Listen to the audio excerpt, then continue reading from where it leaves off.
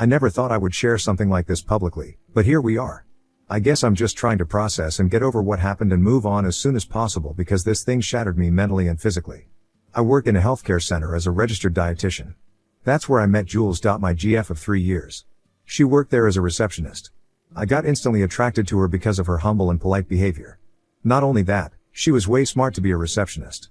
Humbleness and politeness was a trait required for a receptionist, but her ability to take up multiple tasks was amazing. She soon started taking care of the accounts and other office work at the healthcare center. I asked her out for dinner during one of the hectic days, and that's how it started.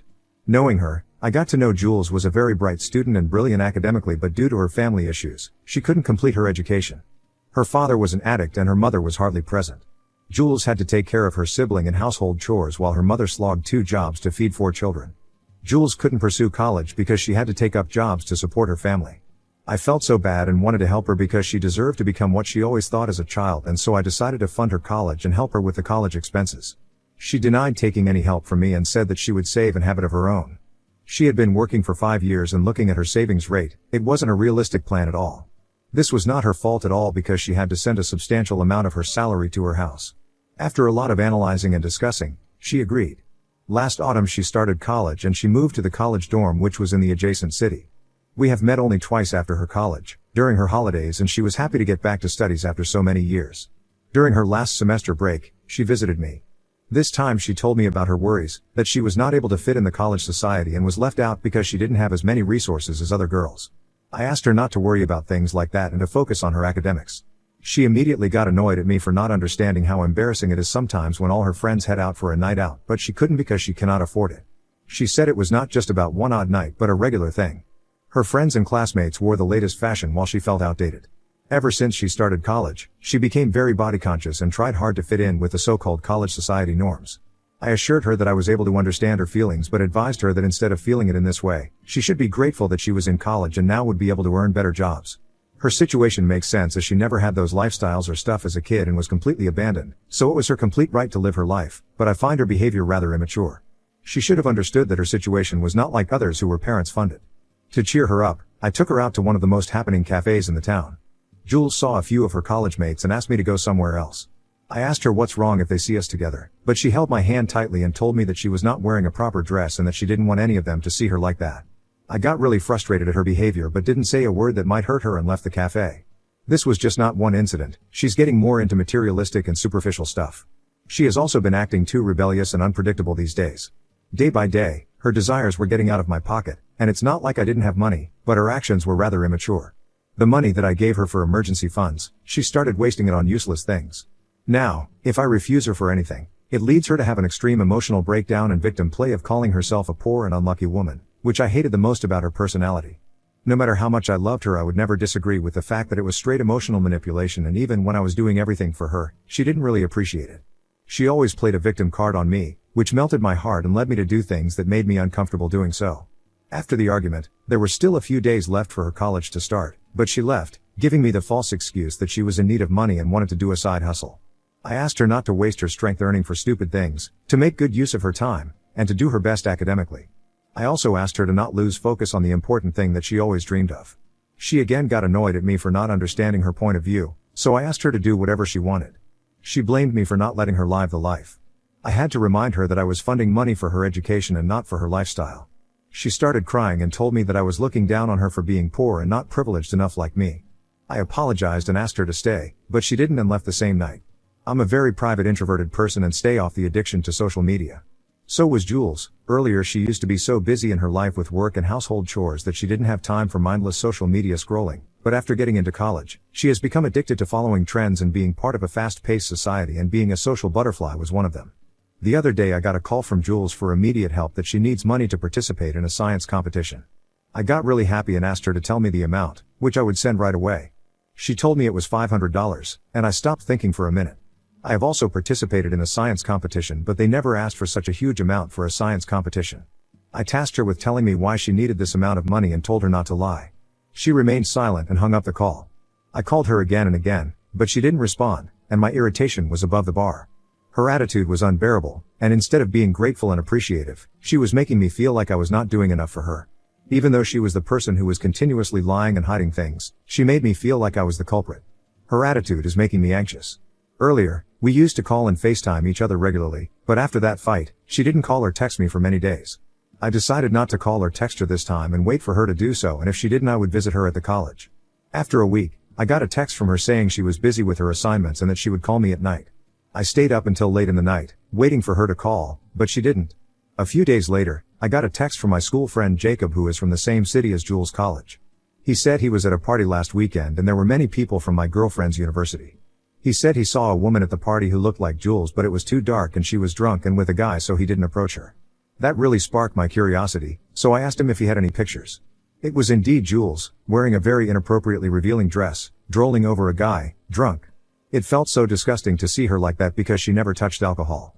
I zoomed in again and again to make sure it was her because obviously, it was hard to believe the person you love turns out to be completely different. Look, I'm not a controlling type of person, but hiding something from your partner is actually considered a form of cheating, and my stomach dropped when I witnessed such a thing. I never went to parties without her, or if I ever did, Jules knew and created a drama out of it, and now she was doing the complete opposite of what she asked me to do. The same night I got a call from her, and we finally had a conversation for hours. She told me about her college stuff and that she had a full week off. The whole time I was talking to her, I was waiting for her to talk about the party, but she didn't. I couldn't hold myself and asked her about it. Man, she denied it outrightly and told me that she doesn't like having parties at all. I was just so shocked at her nonchalant lies. I feel done with her now. Update 1. So, I visited her college. I guess I was delusional about ignoring such things, so I finally decided to make a surprise visit to her college and see what's the matter with her. It was clear that something like that was going to happen sooner or later, and honestly, deep down I was prepared for that. After reaching her, I called her, but she didn't respond to my calls. I got really mad at her for doing this to me. I mean, it was not just about missing one call. I called her multiple times for almost more than an hour and she kept ignoring me. What if there was some sort of emergency? Her behavior was alarming, and I could not predict or draw any conclusions. I checked into a hotel. She called me the same night, and I told her that I waited for her outside her dorm. Her response was cold toward me. Instead of being sorry about her carelessness, she just said she was busy. We had a huge argument on this and I hung up the call. After a while, God knows what she thought, she called me. I ignored it. After several calls, when I finally responded, she apologized and asked for my location. She was there in my hotel room within an hour. She looked exhausted and her eyes were red as if she hadn't slept for days. She told me that she was just going with her friends and exploring the cities, and her phone was silent. She apologized to me for being careless and I let it slide. Hearing her out, I felt she was not the same person anymore. She was never the extroverted, outgoing, party animal she has now become. Her desire to fit in with the college environment and peer pressure were the biggest red flags of hers. I asked her again if she had gone out to that party, the one which my friend mentioned, and she immediately denied it. I took out my phone and showed her the picture. She couldn't process what happened and remained silent, with teary eyes. I asked her who was the guy. She started to cry. She told me it was her friend's birthday and she couldn't refuse, and, out of peer pressure, she had a few drinks. I told her that she could have told me the truth the first time I questioned her, but I don't know why she hid this from me. She held me and said that she couldn't refuse her friend's request and didn't want to tell me because I would get angry. I laughed and asked her, what happens now? Hiding did more damage to our relationship, and what else could she be hiding? She kept defending herself, and we just sat there, not talking to each other. Finally, I told her that I didn't hate her and I just wanted her to be honest with me. I don't remember the last time we had sex, and it created more suspicions in me because whenever I tried to initiate, she would shut me off. Half of the time she was texting on her phone and told me it was her friends. I was so heartbroken that she was not even happy for a single moment to spend time with me. Her stuff was pretty expensive, and she was wearing an expensive watch. I asked her where she got them, and she told me that she won a few awards in that science competition and watch was one of them. I was very disappointed that she didn't even care to inform me about such things, as if she was losing interest in me. She only texted me whenever she needed money or had an emergency. Anyway, we finally made out, and she told me she was tired and slept on the other side of the bed. She never let me touch her phone. Earlier, she was not so guarded about her phone. It used to lie here and there and she wasn't bothered if I used it to Google or check the calendar or so, but now the way she was guarding her phone, it was suspicious. After she was asleep, I opened her phone and checked the gallery. There was nothing really suspicious, just she and her friends. I checked the phone and saw a whole lot of social media apps. We never had any of these apps earlier. After joining the college, she told me she was on FB, but now seeing all sorts of social media apps was alarming. Also, she never told me about her virtual presence. She seemed to be too active on nearly all these platforms. I opened her Instagram account, and there were her pictures of clubs and many more things that were not in her gallery, and that was unbelievable. She broke my trust very badly. Naturally, my curiosity got the best of me, and I looked through her DMs. There was nothing to see until something caught my eye. It was a restricted account named Michael. My hands were shivering while opening the text, and it had an eerie vibe. So, I finally clicked on the text, and there it was, the truth behind her behavior. The last text was that she was going to her parents' house, and his reply was that he would see her soon. Baby. She told him that she was going to her parents when she was actually with me. He was the same guy who was sitting next to her in that picture my friend showed. It was devastating. I did everything for her, just for her to betray and cheat on me. I read the whole chat, and it was her senior. They shared nudes with each other and had sex. She also demanded expensive things from him in return, which I failed to do. I realized that all her excuses of being busy with assignments and extra classes were nothing but a lie of lies to sell her body for a few accessories. I tried my best to help her make her future and be a stable and independent woman, and I didn't realize that she actually went pretty low to sell herself off for a few materialistic things. She sold our relationship just to be a social butterfly in college. I was disappointed and surprised because she always had high moral values, but I guess it was all an act. There were text messages where she said that she missed him and sexted. I couldn't stand reading any more of it, so I pretty much freaked out, had no idea what to do, and sat there like a ghost for an hour. I took everything on my phone for proof and decided to ditch her immediately. I wasn't in for any negotiation. Confrontations meant again a bunch of lies, and I'm just done with her. It was hard for me to process, but I packed everything and left while she was asleep. I spent the rest of the night, sitting alone at the station, and took the first train back to my home. The next day she called me and texted me, but I refused to do anything and just laid back under the circumstances before I decided to cut all the connections off from her, which also meant no money for the college fee. Her fee was due for the next week, and the whole week I kept ignoring her and dealing with the harsh truth on my own. Trust me, it was the cruelest shit that ever happened to me. I got a text from her asking about her college fees. When I was finally done ghosting her, I texted her that I was breaking up with her and she could take care of her fees on her own. She tried contacting me through mutual friends. I already told everyone what happened and asked them not to entertain her. She deserves to be on the street after the shit she pulled and manipulated me both mentally and physically. The next day she showed up at my house. Gladly I wasn't home. My roommate called me that Jules was there. Yeah, I had a new roommate after Jules moved out for her college. I told him to say that I wasn't in town and don't know when I would return. I did the same as she did to me back then. She called me nonstop, and I didn't respond. I stayed at my friend's place that night. The next day, when I returned home, my roommate asked me to speak to Jules. She was crying profusely and was really guilty of her actions. He told me that peer pressure sometimes makes us do unethical and immature things. I just nodded. He knew our relationship from the surface, but I know how much she has changed, and it was just not about peer pressure. She wasn't 18. She is a grown-up woman and should know how to keep herself grounded in a situation like that, but she didn't. Update 2. I thought she would get her clues from my ghosting, but she didn't. She kept texting me asking for closure, asking for a reason for ghosting her, for breaking up with her. Not only once, but multiple times she showed up at my house.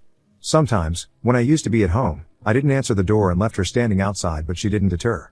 Ultimately, I had to give up and meet her. What could I do? She was bothering all our mutual friends and my roommate to the point that they requested me to get done with it.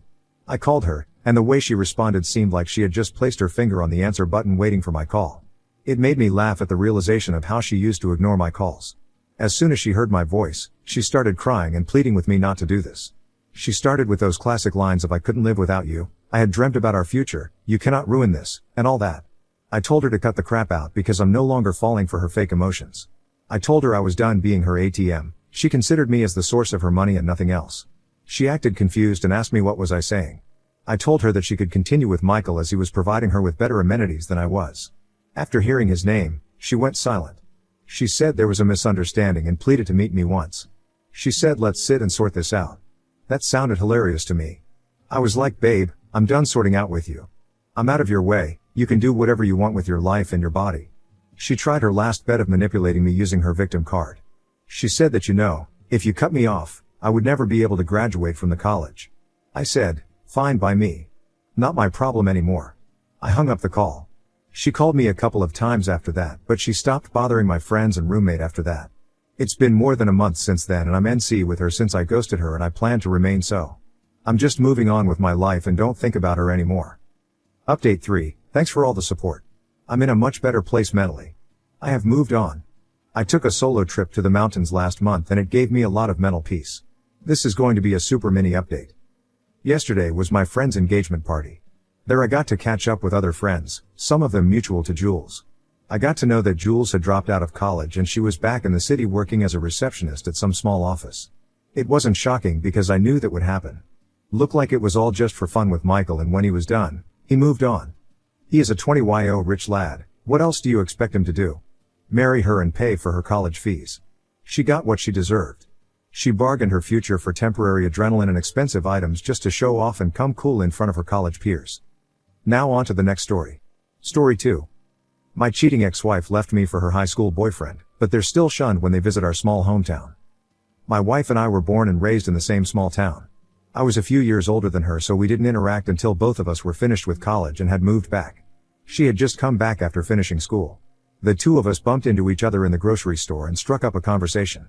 I knew of her because it was a small town, but I didn't know her personally. She had the same deal with me. After checking out, we talked to our cars, exchanged numbers, and went about our day. From the start, we seemed like a good match. We both wanted to live in the town we were born in and eventually raise a family there. The two of us also both worked in the medical sector, so this was another similarity we had. It was slow going at first because neither of us was sure it was going to work, but as time passed it became clear it was turning serious. I always knew that I wanted a wife, kids, a house, and the whole 9 yards. She seemed like she did as well, so when I proposed it wasn't that much of a surprise. The whole town seemed to be celebrating with us. Like I said, it was a small town. Both our families were well known and had a lot of friends here. I suppose that was why I was so insistent on coming back to eventually live here. It was a great place to just live and raise a family. Once we got married, the two of us decided to rent an apartment while we saved money up for a down payment on a house. Both our parents were more than willing to help us, but for now, we just wanted to see how much we could save.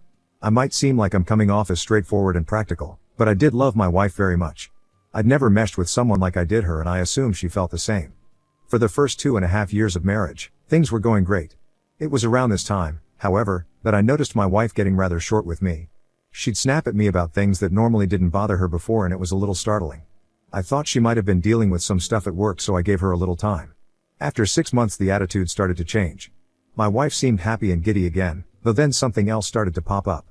My wife was always busy. When we did interact things were fine, but this seemed to happen less and less. At the time I was just glad she was no longer snapping at me, but there was this little voice in my head telling me something was off. I just want to tell you that you need to listen to it because usually it isn't wrong. A part of me wanted to ask outright if she was cheating on me, but I didn't know how that was going to go without any evidence behind me. So, when my wife told me she was going to go out with friends, I showed up at that friend's house. They were surprised to see me and instantly looked guilty. It didn't take long to get them to tell me what was going on. So I went home and waited for my wife to come home to confront her about her cheating. The first thing she seemed most upset about when I confronted her was that her friend had broken her confidence. The guy she was cheating on me with was her high school boyfriend, who also lived in town and was married. At the time she was treating me terribly. She learned he was taken, which was crazy to me. My wife was married to me. I would think that would have played some factor in her decision making, but it didn't. When she started treating me nicer, or what I perceived as nicer, she and the app started up a relationship. I was in shock for a while, unsure of what to say or do. Eventually, I asked her why she did this. My wife gave me some crap about her high school boyfriend being her one true love. She didn't think they stood a chance of getting back together because he lived across the country. However, just before he got married he moved back to the town with his wife and thought that was her chance. I asked what about me and she just cried. The tears would have moved me at one point, but no longer. My only response to her was that she would get the divorce she wanted so she could be with her high school boyfriend and precious true love. We had a month-to-month lease on the apartment, so it wouldn't be that hard to get out of it. She told me I could keep the apartment if I wanted and she'd go live with her app. I wanted to mention that the app was married, but I didn't care anymore. My soon-to-be ex-wife was no longer my problem, frankly. To my surprise, she did end up living with the app. His wife had left town to go back to be with her parents, leaving his house with an empty spot just for my wife. It was almost so romantic if you didn't realize that both of them had blown up their marriages to be together. Once those two were moved in together and the divorce process started, the rumors started to fly through town. Everyone was eventually coming up to me apologizing about what happened and telling me that they were sorry for how everything went down. I was embarrassed at first for the town to know what happened, but then I realized how my ex was being treated. She and her app were essentially being treated like the town pariahs. No one wanted anything to do with them. What they had done was unforgivable in their eyes. It got so bad that the app sold the house, took my ex with him, and left one night. I wasn't upset because I was glad that I would no longer have to see her around town. To think that the town itself had sent her running with her tail between her legs. Anytime my ex came back to visit family, which was a couple of times a year, mind you, the town shunned her. When she brought the app with her, it was even worse. I eventually moved on and met another woman. She was someone who had been in my class. Like me, she was also dealing with a divorce because of her husband having an affair. It's not to say the two of us bonded over this, but it was something we could relate to about each other. Now the two of us are married and expecting our first child. We have our own house in the same small town we were born and raised in, which is exactly what I always wanted. It turns out I just wanted it with the wrong woman at first. My ex-wife, as far as I know, is still with the app, but I have heard rumors of the two of them fighting in public anytime they visited town. It was fitting to know that the two of them hadn't been able to run off into the sunset like they initially wanted. I am just not going to think about them and will focus on the new life I am building with my second wife.